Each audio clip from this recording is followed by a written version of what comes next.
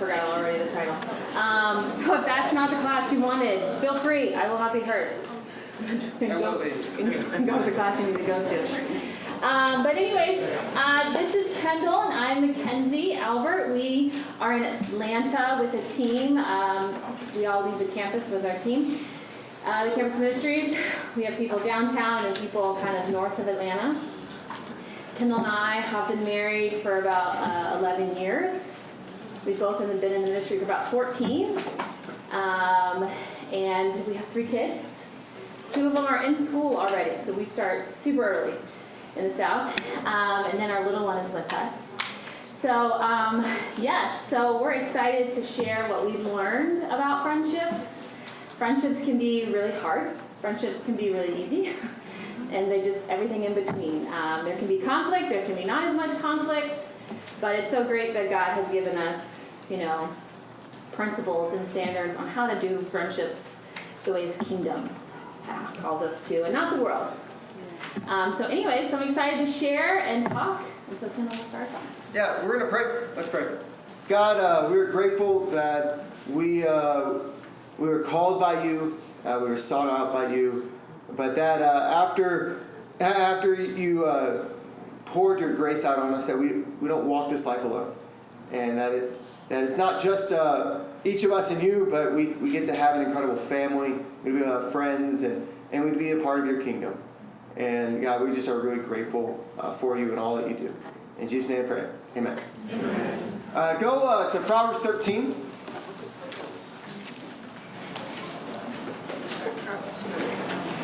So I guess a little bit more about us is I grew up in our fellowship of churches. I was born in Ohio, in Cincinnati, and to preachers. My parents both in the ministry, and then I was born, and then they were fired. I always say because I was born, they were fired. But a great family. We moved around, lived in Atlanta, grew most of my life in St. Louis. I like to consider myself more of a Midwesterner. And then we moved in early 2000s. I moved back to Atlanta, and then went to a couple different schools in college. And we met when I transferred. I went to Boston University. I transferred down back to Atlanta and met Makenzie. And we did not like each other when we first met. I was not in a very good place with my life and walk with God. I was pretty angry. But we figured it out. And then we both graduated from Kennesaw State University.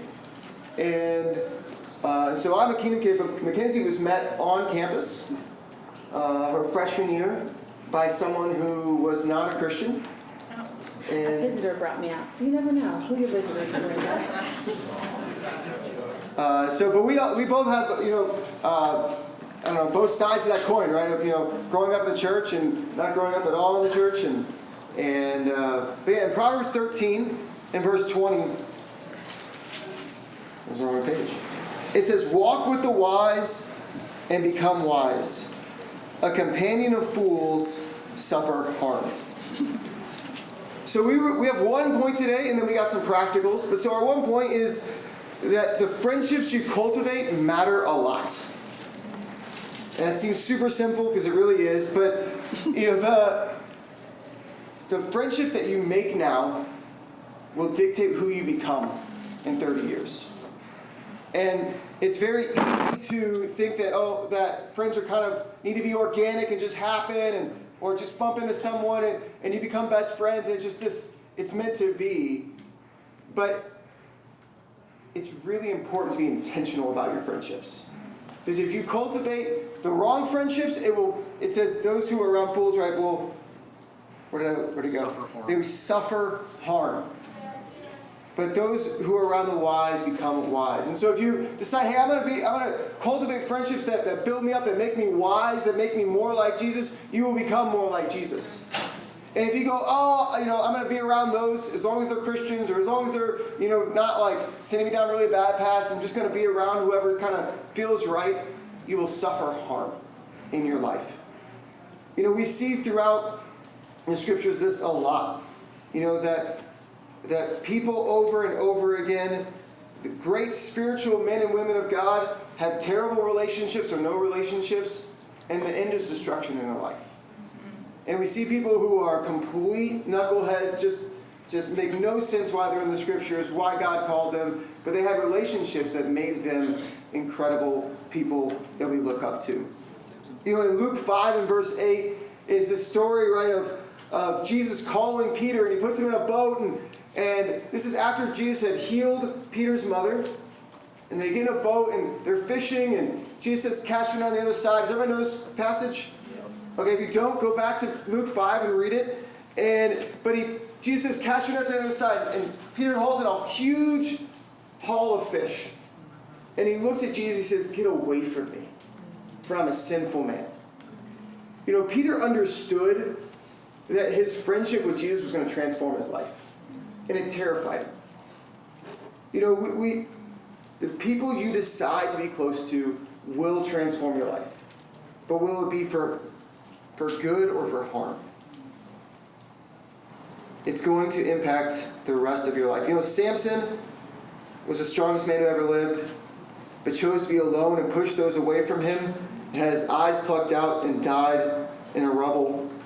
Solomon was the wisest man that ever lived, but his many wives brought him down and made him worship false gods. Gideon defeated large armies with people who lapped like dogs. Just a few men took out thousands of men, but had no people who would call him higher, and so he made himself his own god. Eve was pulled down by a snake and a man, though she walked with God every day. The spies who went to look out the promised land had 9 others who were faithless, and so they all were faithless. But Peter was emotionally unstable. He was a mess. He was very immature, but he had James and John and became the leader of the first century church.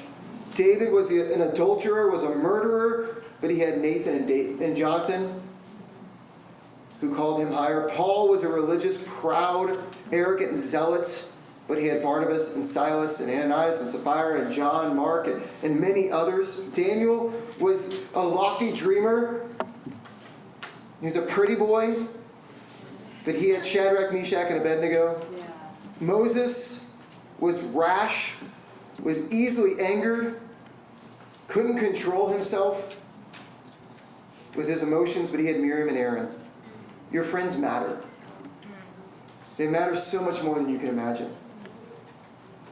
That over and over again in Scripture, you see people who are walking with God, but don't have relationships, and they get pulled away. Let it not be about us. So when I became a Christian, it was my freshman year. And all of my friends went to college, friends from high school went to colleges just outside of Atlanta. So I felt like I had no friends. And I went to community college, so I was kind of like, I don't want to be here, so I'm going to leave. I'd go to my class and then leave. That was kind of my schedule of my life. So, you know, building friends was definitely a huge task when I became a Christian, because I didn't have like a ton of close friendships around me at the time. So thankfully, like after I became a Christian, people actually pulled me in, which is great. But after some time, we're just hanging out, having fun, good time. Nothing wrong with that, right? Even within this friendship or this group of friends, I started dating one of the guys. And that was fine too, People were with us, people knew. It's not like we're out here, doing whatever we want. But I think, as I, looking back now, I can see, I just was like, wow, what's going on with these friends? What am I really learning? Who am I really becoming? Who are we all becoming? I feel like I was learning how to be idle. And God, those who are lukewarm, we all know what he does to those. Because I really feel like that's what, you're just standing there, thinking that it's not harmful, when actually it's very harmful. Was I becoming more loving? Was I becoming more forgiving? Was I building people up? Was I carrying people's burdens? Did I know people's burdens? Was I praying for them? Such a simple spiritual resource that we have, was I really using it? And it really became clear in my dating relationship, my friendships, and just what our relationship looked like, because it was becoming more and more worldly. And what I mean by that is the world has lots of fun. You can be attracted to them, but if there's no spiritual, like, wow, you're really helping me be like Jesus, wow, you're really helping me get to heaven, that really wasn't there. And I started to notice that. And I didn't really know where to go. And surprisingly, I went outside of that friend group. And I it's kind of sad that I didn't go to those people. And I don't know why. At the end of that was like 16 years ago, so I can't remember everything. But I just, maybe it's I didn't feel close, or maybe the culture I didn't think they would really help me. Who knows? But if anything, thankfully I had a couple of people who really called me higher, like, hey, this is worldly. And it really just made me evaluate my whole friendship. Where am I? Am I really becoming more like Jesus? And I really wasn't. I think that relationship really tanked me spiritually. I did break up with that guy. So it wasn't Kendall, guys. And I really wanted to find relationships that were going to help me. And then I would help them too. This is a two-way street, You don't just come and take. It's very easy to do that. But again, that's the world. Because I wanted to be like, hey, who's going to call me higher? Who's going to help me with my relationship? Who's really going to see hey, this relationship looks worldly, or he's not really leading you. If someone's calling you out on those things, that's a good thing. And it's probably uncomfortable. Being called higher is uncomfortable. We follow a crucified and resurrected God. Hello. And so I think I have to remember that this is hard, and that friendships are going to look very different in the world. And after some time, starting to build some new friendships, and it really funny, one of the guy that I dated, one of his close friends, kind of was checking out, who's this girl that broke up with my friend? That's literally why she came and talked to me. And I sat her down, I was like, well, this is what happened. This is where we were. She's like, oh, yeah, that's not good. You probably shouldn't be dating him. I was like, right, exactly. Don't want to say date. We just weren't helping each other be like Jesus at all. But that friendship became, and still is, one of my best friends. Out of such a funny scenario. She has very high standards. And pretty much our entire friendship has been long distance, which you would think, oh, that doesn't work. But it does, and we've seen each other get married. She's met, she doesn't have any kids, but she's met my kids, and I've visited her when she was in college in different places. She's come to meet. We find ways to meet each other in the middle. But what's so great is we have really tough conversations sometimes. Whether it's about our friendships, whether it's about, her job, my job. I'm in the ministry, and she's been in the medical department. So, it's really cool to get someone's perspective who's not in ministry to continue to help me see things, and vice versa. And so I just feel wow, this is so special, because I don't regret these tough conversations with her. Even recently, we had a tough conversation. So even still in our 30s, we're helping each other, and we're really biblically calling each other higher, because we want the best. We want each other to be like Jesus, and not like the world. The world is you just write people off. You just leave them in the dust. And it's hard with our relationships, friendships in the church. We have to take risks. We have to say the hard things. My friend, she has said hard things to me. But I'm not mad at her for that, because that's true love. Wow, she really loves me because she wants the best for me. She has a very high standard for her friends. And it all comes back to Jesus. And that's really been such an amazing example, because she grew up in the church like Kendall. And so I don't have a huge spiritual family influence. And so she pulled me into her family. I would go over there at different times of the year when she would come in town, she's like, come up here and house. I'm like, I'm there. And I felt like I was a part of her family. And then her parents married Kendall and I. And so it's just okay, God has a very big vision. Sometimes we don't see it, and we're kind of who are my friends? But it's there. We just have to decide. I know I had to decide, okay, I want friends who are really going to help me. And then I felt like that just kept rolling. Okay, who are my friends? I wanted guy friends. Like, I pray, I need healthy guy relationships. I came from the world, nothing was healthy. It was really ratchet and weird. You know what I'm saying? So I was like, I need holy and fun. Okay? And I'm so grateful. One of those friends was him, and look what it turned into. But some of those friends were not, and they were just wonderful guy friendships that were pure and that we helped each other. And I just feel like that's so different in the world.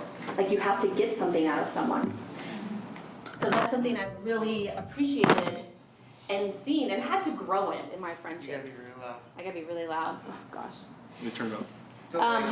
The ringing was... I did hear that. But anyway, so, yeah, I think the biggest thing I've learned is, like, my friendships can't be idle. They really have to be producing fruit.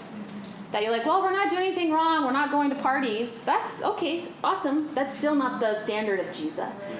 And that's something I've had to learn over and over and continue to keep that standard. Amen. So as a Kingdom kid, I don't know if anybody can relate to this, but I became a Christian young. I was actually in middle school when I became a Christian, and so in my church in high school, I was the golden child in a lot of ways, and I couldn't do anything wrong. I spent the 5 years I was a Christian before I went to college, and I got corrected a total of 0 times in 5 years. And everybody in my teen ministry, all the guys in my teen ministry were guys that I had studied the Bible with and helped become Christians. And so there was no one, like I created a dynamic in my life in high school where I was the one helping everyone else. Yeah. And so I had these, and so we didn't do bad things together, like there was a group of people, they were doing things, but we had this dynamic where for the first 5 years of me being a Christian, I had put myself in a place where I was helping, but no one was helping me. Yeah. And so I remember I got to college and I was up at Boston University, and I sat down with there's another guy there at the school, and after a week we were on the train, and he was like, "You are really prideful." And I was like, "You're really prideful, and you're a bad song leader." And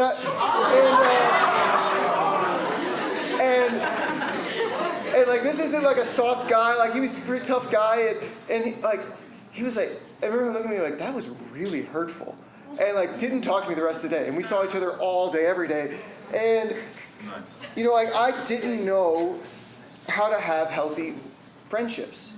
That because of the way that I grew up, like I was a good student, I was an athlete, I'm not that weird, right? Like in school, it was easy to have friends, and that wasn't hard for me, and so friendship was something that just was always organic, just happened. And so I brought that into the church, and so I didn't have these relationships where I was being edified, where I was becoming more like Jesus. I was a mess, but I had these walls up that couldn't be penetrated. I remember then I ended up moving 6 months later down to Atlanta, and a couple weeks in, I'm like leading a Bible talk and helping out with another Bible talk, and I'm trying to do these things, all spiritual things. I'm in these Bible studies, and my campus minister came up to me and goes, "You're a really mean person," and because I was, and the way that I talked was it was very biting sarcasm, and I would talk in a way that was very belittling, and I would treat people who weren't like me, who weren't Kingdom kids, like they didn't know what was going on, and I'm like, "Oh, I've read my Bible a bunch." Like, it just kind of, I had this aura around me, and I remember looking at him like, "What are you talking about? Like, look at all I'm doing." And I didn't know how to have these friendships. I needed people in my life to help me, and I remember him saying, and he sat me down, and he said that, and he was like, "You really need friends who are going to help you," and he goes, "You need to become this person's friend and this person's friend." And I thought, they're so weird. That was my first thought. Like, they are so weird. But it was just my arrogance in my heart that I saw friends as something that people who were like me. that people who I can relate to in certain, shallow ways. I needed deep friendships. I moved into a couple households, and I had this one household, and does anybody know who Noah Hood is? Yeah. All right, a couple people. So he leads one of the churches in Indiana, and Noah's awesome, and we were roommates, and he told me I needed to share about our household. But if you ever feel like you have the worst household on the planet, to just come and talk to me about me and Noah's household. We were all just an absolute mess, and there were a couple people in there who we're just in a really everyone was kind of in there weird, trying to figure out what was really wrong and what was acceptable in the church. And we were kind of all trying to push those boundaries, and we were all just so jacked up. We would have 3 a.m. Almost every night. Someone would come in my room at 3 a.m. hey, if you don't get in this room, someone might die, because we're fighting, fist fighting, and arguing. It was. If you looked at that household in the moment, and at each of us individually, you would have been wow, those guys are really messed up. Four of those people have gone into the ministry. 2 of them went to China and became church leaders in mainland China, where it's illegal to be Christians, and they were leading churches there. Noah was one of those people who's leading a church there. We're in the ministry. Out of those 6 guys, 5 of them are great, faithful, awesome guys. And despite how much of a mess we were, we had decided day one that we were going to correct each other nonstop to help each other become like Jesus. And so we come in, and every day we're wrestling through things and fighting through things, and none of us were similar. We're all super different. You look in that room, and you're how are you guys in the same room? How are you friends? But we said, no, we're going to help each other be like Jesus. And we had a long way to go. But every day we were helping each other be like Jesus. Those friendships are what helped me be faithful today. Those friendships were we don't like each other very much. We're going to fight for this. We're going to make this happen, are what help us to be faithful in the end. When I first went into the ministry, we had this conference. It was right around here. But this conference, and me and Perry Keeve, who leads the church in Columbia, South Carolina now, we had both gone into the ministry the same week. And so did another brother. And so we had this young group of ministers who had all just gone to the ministry. We sat down and went to cookout together. And one of the ministers had this new idea of how to evangelize. And he's I'm going to start cursing. And that's going to help evangelize the people who don't love Jesus. And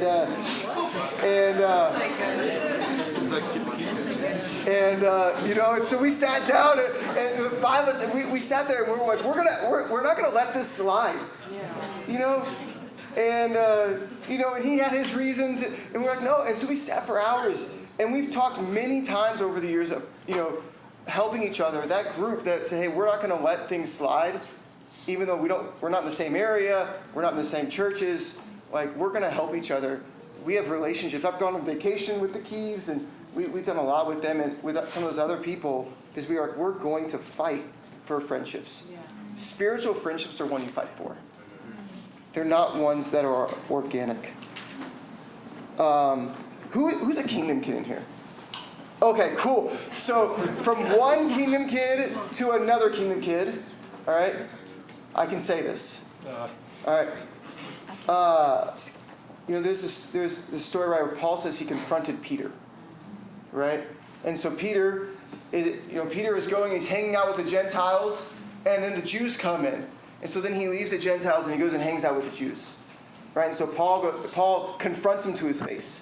And he said, what you're doing is wrong, right? And Peter repents. And, as kingdom kids, we can be a lot like Peter, and we think it's acceptable.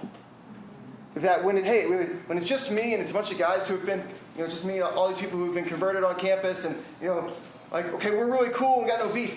Oh, now all my guys I have history with come in. Oh, now I walk away, and now it's just us. Some of the biggest cliques in campus ministry happen, and it's just the kingdom kid clique. Yeah. And, I'm in the South, and so we have, like, the swap clique.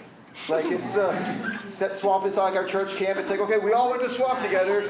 And it's like, it's usually like half people who are Christians and half who aren't. And they all hang out together, and they don't have relationships with people who didn't grow up in the church. That's wrong. I think we have to understand that if you're a kingdom kid, that should be unacceptable. We desperately need people in your life who didn't grow up like you. You need relationships where you don't have history like that. You desperately need that. Kingdom kids we are so weird when it's just us and other kingdom kids. We use words that don't make, like phrases and words and things that don't make any sense to anyone else, and we're so weird, and it makes no sense. It's flat out wrong, and we have to change that. And as someone who has done this many times, I want to encourage us. Hey, we need to go. If it seems easy, you need to have relationships that are like, hey, this was a fight. This was a battle. This was hard. And I'm going to go after that. And I'm going to pull people into my family, not exclude people from my family. I just wanted to speak on like the opposite end of that. Yeah. Those of us who are all pagans, raise your hand. All right. We probably grew up in church to some extent, but I think I was really shocked when I became a Christian. I was from the Baptist world, good old Southern white Baptist, okay? People who don't clap, don't sing, don't move. So when I came to church, I was like, I don't know where I am, but this is different. And so, but the thing that just blew my mind was the connections, and how people spoke about their parents. I'm not saying every family in our church is just thriving. It does take work. But I'm so grateful. Those of you who've grown up in the kingdom, I just encourage you. I empower you. Whoever did not, go back to your ministry. Whoever did not grow up in this fellowship of churches, pull them in. One of the girls, she was at Tech when I was in college. So Tech is downtown. I'm at Kennesaw, 45-minute drive. Can't make it there in 45 minutes. Yeah, you can. But I am so grateful for her. She grew up in the church, but she loved my mom so much. She invited my mom to like her different things in her life. And it was just like, wow, she saw beyond like, okay, this isn't normal. It doesn't matter. Like she would come to my house. She would talk to my sister. Like you have no idea the gift you have because you grew up in such a wonderful culture. We can analyze everything all day long, but at the end of the day, a lot of us have amazing, loving parents. And lots of aunts and uncles. I mean, the amount of aunts and uncles my kids have, I am like, wow, this is amazing. I only had blood aunts and uncles. That's all I had. They have so many. And so I just want to encourage you that you have such a gift. And that, those who did not grow up, we really do need that. So look at it as like, wow, this is an opportunity to love more. Because it is just, the fruit is so encouraging to see in God's kingdom. All right, some practicals for some of this. And then, if we have time, which we should, we'll do some Q&A. But, so I think the first practical is John 12:24. It says, unless the kernel wheat falls to the ground and dies, it remains only a single seed. But if it dies, it produces many fruit. And you need to initiate your relationships. You need to lay down your life without the expectation that the friendship will be reciprocated. So often I hear people go, I don't have any friends, I'm so lonely, or I feel excluded. And my first question, which is always my first question when someone says that, is like, okay, like, who have you called this week? I have never once heard someone have an answer to that, besides no one. If you're lonely, it's probably because you're not initiating. Because you got hurt, you tried once, you got hurt, but you got to lay your life down. One of my best friends, his name's Adoye, my campus minister was like, hey, he's not doing very well spiritually. Can you this summer go and spend time with him every day? And I said, okay. And the legalist in me goes, okay, every day means every day. So every day, I'd call him up, I'd say, hey, where are you at? And he'd say, I'm at Walmart. I'm like, I can hear you through your door at your apartment. You're lying to me. Open your door. And every day, he'd be like, well, I'm going to Walmart. And he didn't want to be my friend. And I was like, well, I'm going to come every day. I'm going to stand in your door. I'm going to wait for you to open the door. And then you're going to put your headphones in. I'm going to sit on your bed. And because he's in his dorm, and he would ignore me. And every day, for 3 months, I went there. And he did not talk to me at all for 3 months. And we became best friends. And his side of the story paints me in a much worse light than that.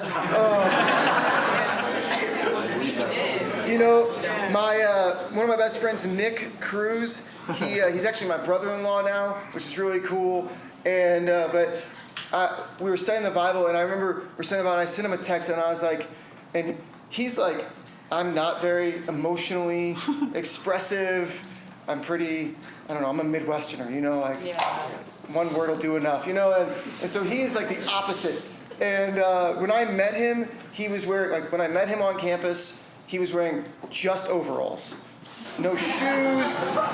He had the cubic zirconia earring. He was jumping off of things. He was on something, and he was just wild and expressive. And I remember a couple weeks into us studying the Bible, I was like, hey, we're going to become best friends. And that's not a question, that's a statement. And that's what I texted him, and we became best friends. But I remember a few months later, his dad called him and was like, you bring that Kendall kid here, if I see him, he's dead. And because whatever, him saying that was changing the whole course of his family. And, I have a pretty good friendship with his dad now.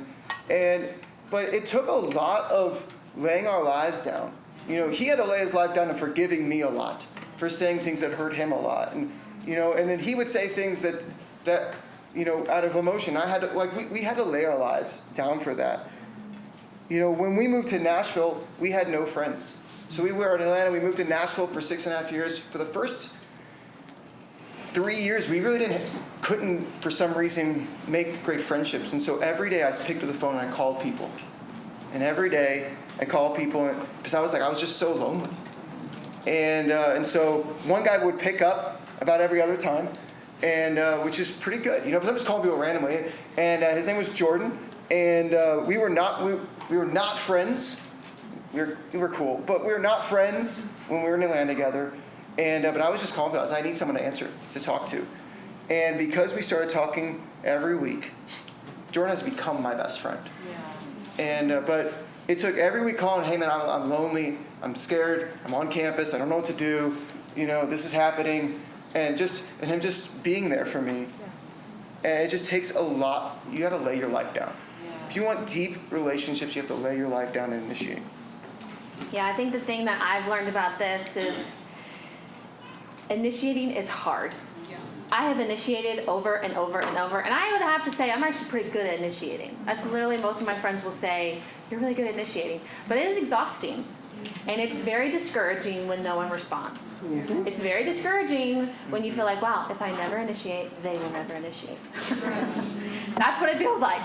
But at the end of the day, who am I becoming more like? If I give up, I'm becoming more like the world. If I don't give up, I'm becoming more like Jesus. And that is my goal. I want to be like Jesus. I don't want to be like ratchet BC Makenzie, who just writes people off real quick. Very judgmental. You don't want to help me? Fine, I don't want to help you. That was my old attitude. I don't want that anymore. Yeah. And so I have to constantly go against this flesh desire to give up, this flesh desire to be disappointed. Satan wants to destroy, kill, and steal every part of your spiritual relationships. Yeah. I'm so grateful, his sister, married his best friend, and his sisters, we were friends in college, and it's just really cool to see our friendship continue to produce a lot of fruit. I can always count on his sister to tell me like it is. Yeah. But I think it's because we laid a foundation of working through things, of being consistent. One of my favorite scriptures that I think about when it comes to friendships is Romans 12:10. The version where it says, outdo one another in love. I'm just think about that. you know, that means you will be the initiator. Great, I'm going to outdo you. If some of you need to be competitive, this is where you should be competitive. In loving people. Who's discouraged? Who do I need to love? Like, I'm going to lay my life down. It doesn't matter if you hurt me. You know, one of the Proverbs says, the righteous ignore an insult. You might feel insulted being ignored. Like, how dare you? I don't know where you're at. Sometimes I'm like that. Come on, people. But it's just like, no. I want to be like Jesus. And those are the things like, okay, I'm going to be the first to forgive. Sometimes it takes a while to get there. That's okay. But get there. The standard hasn't changed. And those are things that I've had to work on. Being the initiator, not giving up. Like you said in Asheville, I really think one of the issues why we didn't make friends is because we didn't initiate. We gave up. So I remember when we went, I gave up. That's my attitude. I'm done. And then, but when we moved to St. Louis, and I was like, I'm not giving up. I don't know a soul here. And so I don't even know this area. I'm from the South, going to a very cold area. And I feel like I did so well. I'm like, okay, amen, we can grow. And it was we only were there a year and a half. It was so hard leaving because we made so many friendships. I was like, who are we hanging out with? Who's coming over for dinner? Who am I getting with? Who getting to know my kids? Like, I just was constantly like that. And it was just so cool to see people give back. And, sorry, something got my eyes. And then, here we are, moved back to Atlanta, where we're from, but we still had to, I got to do this again. That's okay. And then I've had a hard time. This is harder. There's lots more family. So it's a constantly being refined. And I'm constantly growing, but I'm not going to stop initiating. The second practical is you need to be vulnerable. And I think it's easy to be disgruntled, but that's not vulnerable. And vulnerable is putting yourself in a place where you can be wounded. And I think it's one of the most important things. John 13:35, right, says, by this all men will know that you're my disciples, by the way you love one another. The way that our relationships look should convince other people, right, that what we're doing, right, that we're disciples, right? It should convince the world. But that only happens with vulnerability, because that's the difference, how are you guys friends, and why are you so deep? It should convince people by our vulnerability. As a guy, things that I think about, trying to be quick, but there are multiple times that guys have been really vulnerable, like, hey, like, Kendall, you're being a really bad friend. I need you to be a better friend. That's a vulnerable statement. Yeah. Right? Or even people like, hey, like, I've had people come up to me, and I love this phrase, and I try to encourage people to do it, but say, hey, I really need you to be my friend. Yeah. Like, if we don't really know each other very well, and I'm like, hey, like, I desperately need you to become my best friend. It's vulnerable. You're laying your life out there. We got to learn to be vulnerable. We got to learn to talk about the things, that we're scared to talk about. Not just ones that paint us in good lights, but ones that allow us to be attacked. I'm going to move on. I'm looking at my time. The third one is you need relationships that correct, rebuke, and encourage you. That you need people in your life. And I would say the relationships you need to fight for the most are the ones where people are constantly correcting you, rebuking you, admonishing you, and encouraging you. That a real friendship is one that is helping you be more like Jesus. Otherwise, you're really just acquaintances. You're just like Christian people. Otherwise, you're just acquaintances. I don't know what he said either. Acquaintances is like... No. No. I don't know what I said. Yeah, me either. Sorry. If you're not rebuking or correcting, rebuking, admonishing, and encouraging. Correcting, rebuking, admonishing, encouraging. Training in righteousness, I think. And training in righteousness. Not encouraging. Right. It doesn't say that in the Bible. It says training in righteousness. That's the fourth, I think. That, you need people like that. And you need to be that for people. I think it's really easy to desire to be a safe place for people, and we should be that. But it can't stop there. Right. We need people who listen to. We need to be someone who listens. Who, hey, I hear where you're at. Yeah. Now let's get to where you want to be. Right. And and we're not ashamed that we're willing to put our friendships on the line to help people be more like Jesus. That's a real friend. Right. when I was wrestling, I had a coach. He said, if I don't correct you, it's because I don't care about you. Yeah. And I thought that stuck with me the rest of my life. Yeah. If someone isn't willing to correct me, it's because they don't care about me. Because it's hard. It is hard to correct people. Yeah. Do you want to say something? No. All right, and then the last one is, it's short, but you need to have fun. I talked to a lot, so we're at North River. A lot of my leaders, they're like, hey, what's the thing that like we really could grow in? And my big thing I've told them the last 6 months is like, you guys are really boring people. Like, I spoke with guys, I'm like, you spend a lot of time playing video games by yourself. Right? Like, there is no memory in your life, right? Like,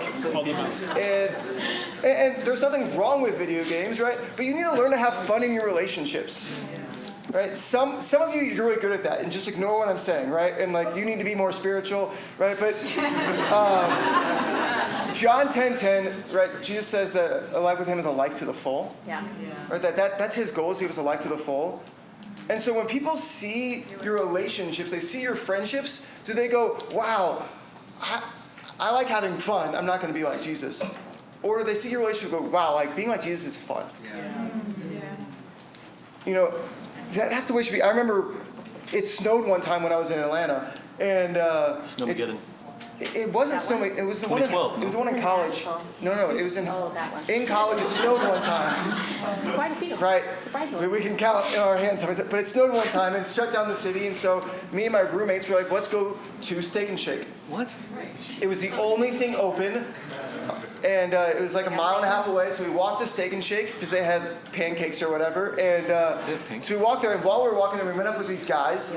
Like these guys ran into them and they were all high. And so we like hung out with them and went to Steak and Shake with them and came back. And turns out they lived like just 2 floors down from us in our apartment. And we're like, whatever. And so then a couple weeks later, one of the guys came knocking on our door at 2 a.m. and was like, hey, like, I'm done with this life. And so we talked, we put him on our bed or whatever and let him sleep. And woke up the next morning and goes, I remember that snow night. You guys had so much fun. And I was like, I want that. He's like, all I do is drink with my friends. He's like, I want to have fun like you have. 7 days later, he got baptized. He had quit his frat, broke up with his girlfriend, got baptized 7 days later. It was amazing.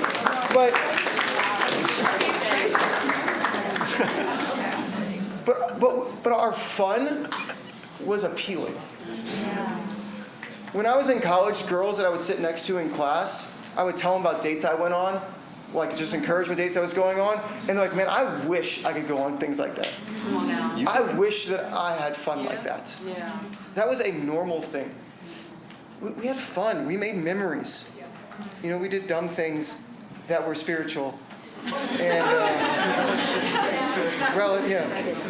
but we gotta learn to have, some of us have to learn to get out of ourselves and have fun. I just wanted to add about fun. I didn't do stupid fun. I had more class. No, I'm just kidding. No, but I think he makes a great point. Again, even he mentioned dates. I know some of us, I don't know where all y'all stand, but that was obviously weird for me. I'm not gonna lie. But that is where I built all my friendships. I'm not gonna, because people were like, okay, this is a time to not think of myself. Yes. And it was like such a great tool to grow in how not to think about yourself. Mm-hmm. And so they were like, hey, how do we have a lot of fun? Kendall and the other guys that he would do doubles with, those dates were always fun. They did the most ridiculous things. One date, the girls and the guys all wore mustaches the entire time. That's so millennial. But everyone remembers that date. And it was a printed memory. off pictures of everybody else in the Yes. ministry and drew mustaches. And everyone got a mustache. And everyone got names. Frank But it's really fun. Like, we can have so much fun and create memories. I took a lot of road trips. I went all the way out to LA. We drove back. I went to New York a couple of times. I went to Tennessee. I had lots of fun. I always tell girls, I'm like, go on a road trip with girls and have fun. Yeah. Like, build a great sisterhood. Look different than the world. Like, those memories are some of my favorite memories. And I think the biggest thing is if you don't learn how to have friendships now, it gets very hard when you become an adult with lots of responsibilities that are not in your control. I'm not saying you guys aren't busy right now, but a lot of the stuff in college, like, you are in control of a lot. You are in control of making your schedule. You are in control of doing when you want to study. When you become an adult, a lot of your responsibilities are not in your hands anymore. Like, oh, I have to do this. I can't move this anymore like I used to. And so then your time gets very, like, so if you don't learn to initiate, learn to give, learn to do these things, learn to have fun, put this into your life, it's going to be that much harder as an adult when you have a 40-hour job and you're like, I'm exhausted, you know? Or you get married one day. Oh, I should probably have a devoted, great marriage. People in my life for my marriage. Then if you have kids one day, if you have roommates and you just, okay, I want to be devoted to my roommates still, even though we all work 40 to 50 hours a week. And there's all these different lifestyles. So I just encourage you, like, take advantage, learn, mess up, take a risk. Be great friends with people in church. Amen. So that's all I got.